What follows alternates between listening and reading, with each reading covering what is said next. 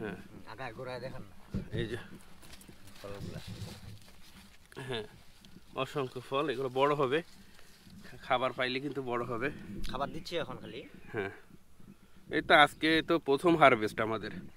আজকে কত দিন হইলো, 18 তারিখে লাগানো হয়েছিল তাই না?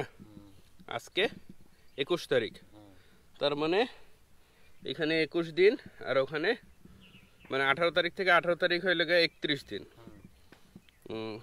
33 দিন তাই না?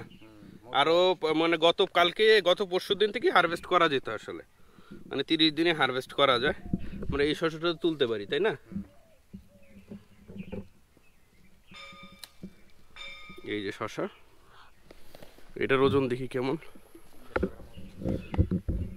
এগুলো ওই যে 150 গ্রামেরই হওয়ার কথা শশা, 185, এগুলো তো 150 গ্রামে পারার কথা। তো আমরা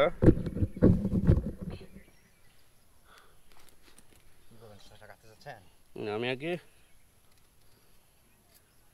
এই তো এটা করলাম, আমি মাঝখানে আগে একটা ফালি দিই, বীজ হয়ে গেছে তাই না? আরেকটু কচি পারতে হইতো। এই যে ভিতরে এখনো হয় নাই, হ্যাঁ খাওয়ার মতো আছে, মানে 150 গ্রাম 180 গ্রাম পারা যাবে এই জাতটা। এই যে এটা পারা যায় তাই না? এটা থেকে তো বড় ফলন আছে এই যে পাশে। এটা একদম পারফেক্ট সাইজ, 160 গ্রাম মনে হয়, মানে এটা এরকমই হওয়ার কথা।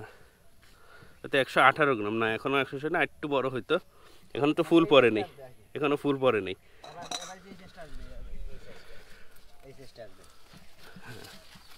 এই যে ফলন দেখেন, এটা একটা জাত, এইটা তাই তো?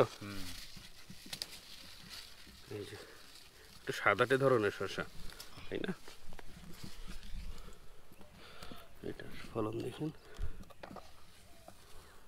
এই যে 180 গ্রাম 160 গ্রাম এরকমই হওয়ার কথা, ঠিক আছে?